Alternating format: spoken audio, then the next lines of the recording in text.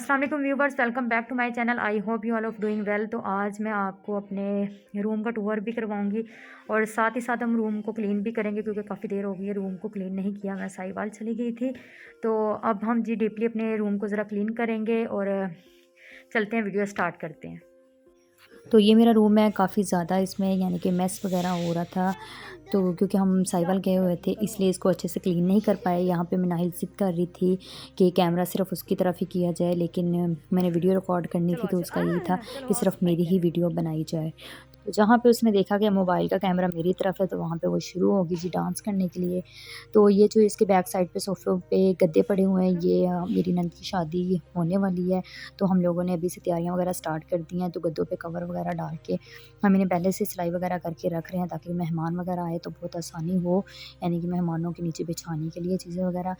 तो मैं साहिवाल गई हुई थी, काफ़ी ज़्यादा क्या कहते हैं मैस हो रहा था, काफ़ी देर से कमरा साफ़ नहीं किया था अच्छे से। और तो मैंने सोचा आज क्यों ना डीपली इसकी सफाई कर ली जाए। तो यहाँ पे तकरीबन 12 बजे का टाइम था दोपहर का, क्योंकि हम लोग देर से सो के उठते हैं। एक फ़र्स्ट टाइम हम यानी कि नाश्ता कर लेते हैं जब अयान को स्कूल वगैरह भेजना होता है उस टाइम, और दोपहर के टाइम उनके जब पापा उठते हैं अयान के तो उस टाइम दोबारा से हम नाश्ता करते हैं। तो अयान मिनाहिल को मैंने एग बॉयल करके दिया था, लेकिन ये ज़िद कर रही थी मैंने एग नहीं खाना, मुझे बस गोद में ले लो। तो मैंने सोचा जल्दी से अपना काम फ़िनिश करूँ, रूम की सफाई वगैरह करूँ, उसके बाद किचन में भी जाना था। तो यहाँ पे ये काफ़ी ज़्यादा तंग कर रही थी, तो ख़ैर इसको गोद में मैंने ले लिया।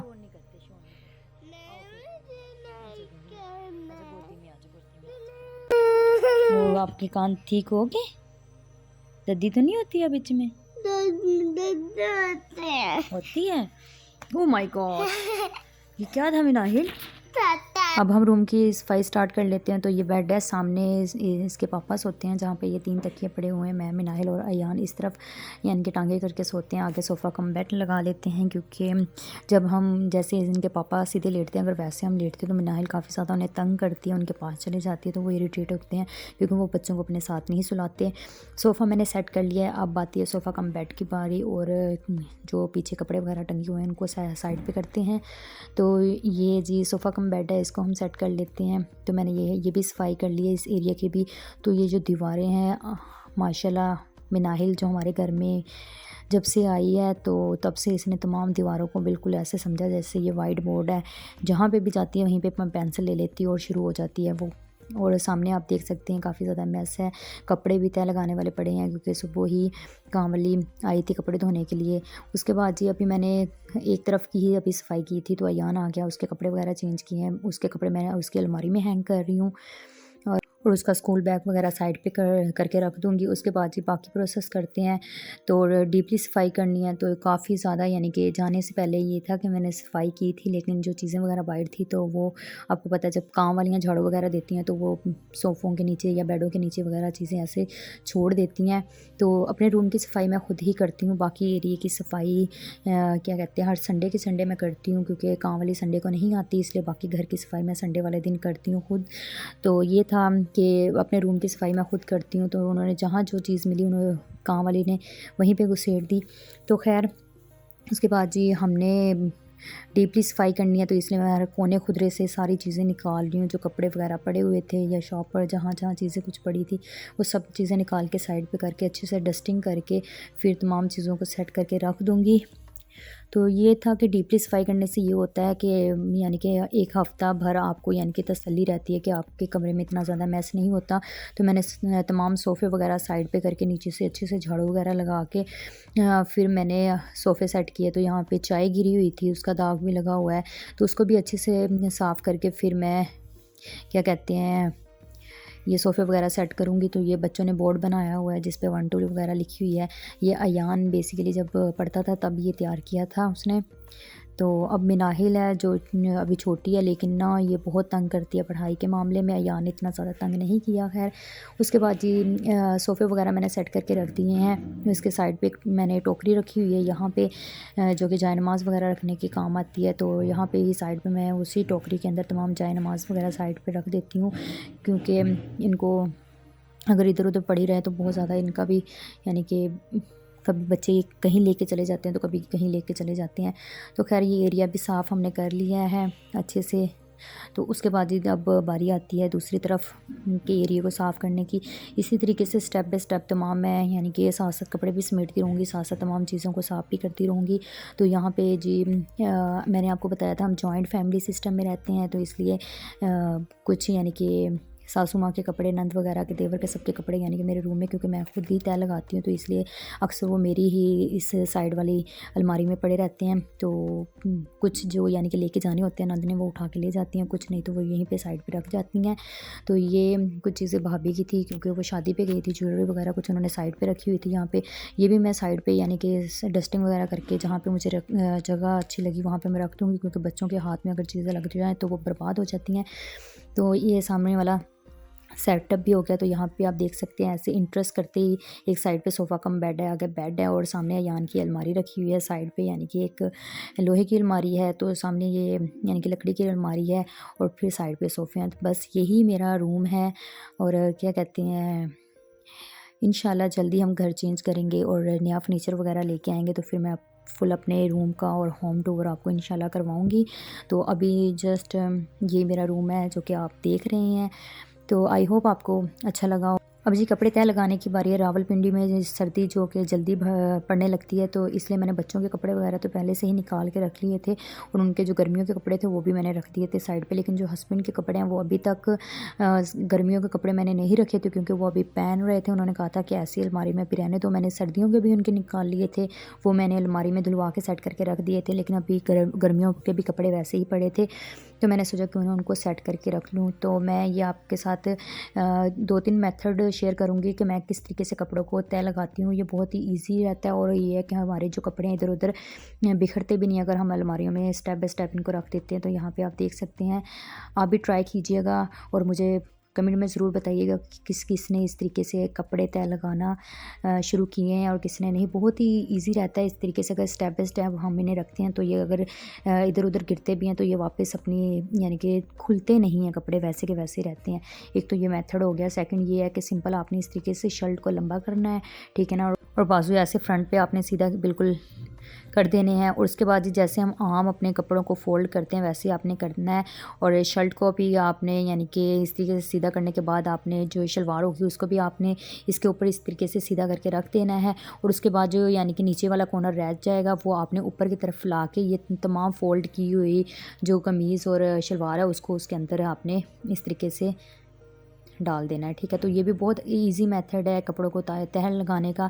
जैसा आपको यानी कि इजी लगे आप उस तरीके से कपड़ों को तह लगा के रख दे सकते हैं। लेकिन ये है कि इन तरीके से ये होता है कि कपड़े जितनी मर्ज़ी दिए यानी कि पड़े रहें तो ये बिखरते नहीं हैं, एक जगह ही रहते हैं। तो इस तरीके से मैं सारे के सारे जल्दी से कपड़े तह लगा के रख लूँगी, क्योंकि ये हस्बैंड के हैं। और बच्चों के मैं तो ज़्यादातर हैंग करके रखती हूँ, क्योंकि अयान ने स्कूल जाना होता है और क्या कहते हैं बाकी ट्यूशन वगैरह जाना होता है, तो उसके मैं ज़्यादातर इस्त्री करके रख देती हूँ ताकि वो कहीं पे भी अगर जाना हो उसे तो वो जल्दी से पहन ले। और मिनाहिल के ज़्यादातर फैंसी होते हैं तो उसके ज़्यादा प्रेस वगैरह करने की ज़रूरत नहीं होती है। आपको पता है लड़कियों के फ़्रॉक और ऐसी जीन्स की पैंटें और शर्टें वगैरह होती हैं, इसके भी मैं ऐसे करके रख देती हूँ बस हैंग करके। तो ये आप देखिए स्वेटर है, इसको भी इसी तरीके से हम फोल्ड करेंगे। इनको फ़ोल्ड करने से इस तरीके से फ़ोल्ड करने से ये होता है एक तो स्पेस कम घेरते हैं और ऊपर से इनका जो बिखर जाते हैं जगह जगह कपड़े वो नहीं होता। तो इस तरीके से इस तरह अगर कपड़ों को हम अलमारी में तय करके रखते हैं तो उसके बेनिफिट हमें ये मिलते हैं, एक तो हमारे कपड़ों का मैस नहीं होता और दूसरा अगर हम कभी कपड़े यानी कि बास टाइम होता है ना कि आप स्टेप बाय स्टेप रख तो देते हैं और आपने सबसे नीचे वाले कपड़े पहनने होते हैं, तो इनसे ये हो जाता है अगर आप नीचे से भी कपड़े निकाल लेते हैं तो ऊपर वाले एज इट इज़ ही रहेंगे, कोई भी बिखरेगा नहीं। तो ये बेनिफिट रहता है इस तरीके से कपड़े तय लगाने का। तो आप देख सकते हैं कि मैं दुपट्टे को किस तरीके से तय लगा रही हूँ। जस्ट मैंने पहले 4 यानी कि तय लगा ली थी इसकी, उसके बाद जी जो नीचे वाला एरिया था उसको अंदर की तरफ फोल्ड करके बाकी सबको इस तरीके से रोल करके और फिर जो नीचे से इस तरह मैंने सारे कपड़े को अंदर की तरफ टक कर दिया। तो बहुत ही सिंपल है। उसके बाद जी शाम हो गई थी तो मेहमान आ गए थे, मेरी सबसे छोटे वाली नंद आई थी, तो उनके लिए हमने चिकन बनाया था पहले। तो दोपहर में हमने दाल चावल बनाए हुए थे, काली दाल यानी कि काले मसर थे और उबले चावल थे साथ। तो उसके लिए जी फिर हमने ज़ाहिर बात है जब मेहमान आते हैं तो चिकन तो ऑलमोस्ट बनता ही बनता है, तो मैंने सोचा कि आज चिकन कढ़ाई बना ली जाए। तो उसके लिए मैंने यहाँ पे टमाटर है जो उसको बॉईल करने के लिए रख दिया है। मैं घी में फ्राई कर रही हूँ। और चिकन को मैंने तमाम मसाला जो कि शान वालों का कढ़ाई मसाला है वो मैंने डाल के लगा के रख दिया था, और अदरक लहसुन का पेस्ट भी इसमें ऐड कर दिया था। तो ये जो अंडा है वो हमने शामी कबाब फ्राई करने हैं उनको सर्व करने के लिए। तो यहाँ पे आप देखिए कि मैंने थोड़ा सा घी लेके चिकन को मैंने उस घी में फ्राई कर लिया है, और इसमें मसाले वगैरह तमाम ऐड थे जो कि शान कढ़ाई मसाले वाले थे।